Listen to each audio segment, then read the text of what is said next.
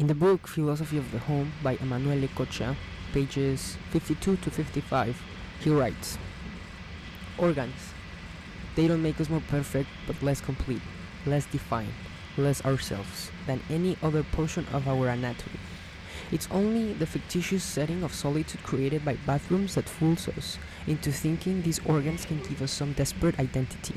Every species carves its own silhouette, and each new anatomical function is accompanied by a greater independence, a greater determination.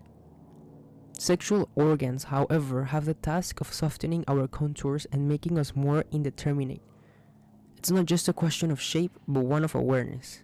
These instruments are also mystical, in the literal sense of the word. A penis and a vagina are organs that we can only know and to which we can only properly be initiated through the bodies of others. Even when we are alone, we pretend or imagine that we are with another person. That is why the sexual organ doesn't define an identity but a gender.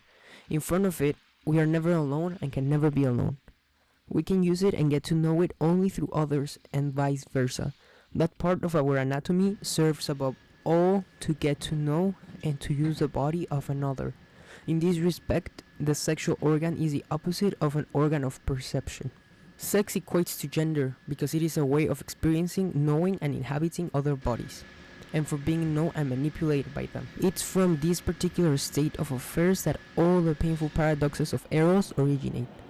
By compelling our body to become gendered, generic, indeterminable in life, belonging no more to us than to those who can use it to produce pleasure for themselves and for others.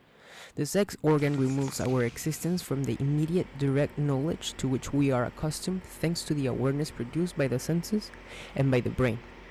By means of gender, life with sexuality and therefore a life knowable only through the use of that others can make of it. Our body stops belonging to us on a physical and a cognitive level. We are necessarily obliged to overlap with and allow ourselves to be overlapped by the pleasures of others, with all the risks and unexpected discoveries that this can bring. Sex, gender, is what makes every form of identity impossible and every form of assertion of it ridiculous. There is no single gender identity. In every gender there are at least two components, and their interaction is always in the way of an experiment, a temporary bit. Gender is not and can never be something that allows us to be different from others. It transforms us into a moral sphinx. A sphinx is a fanciful composition of two bodies. Gender brings together in a temporary collage two bodies joined only by the pleasure and mutual good.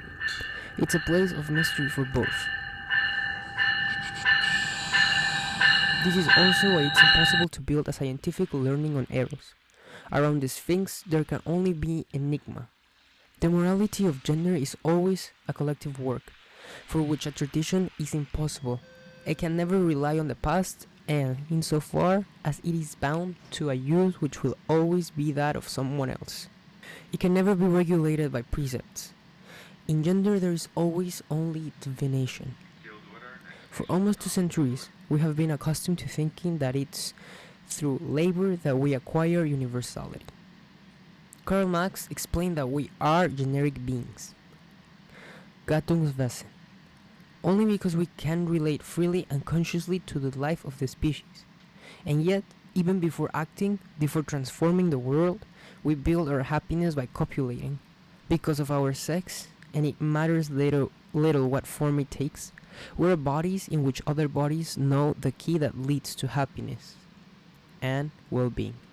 Due to our penises and our vaginas, we are desires that need to be seized and manipulated by subjects other than those expressed in our eye. This universal is something much more fragile and ephemeral than that built by labor, and bathrooms, much more than alienated labor, are what make this construction more difficult.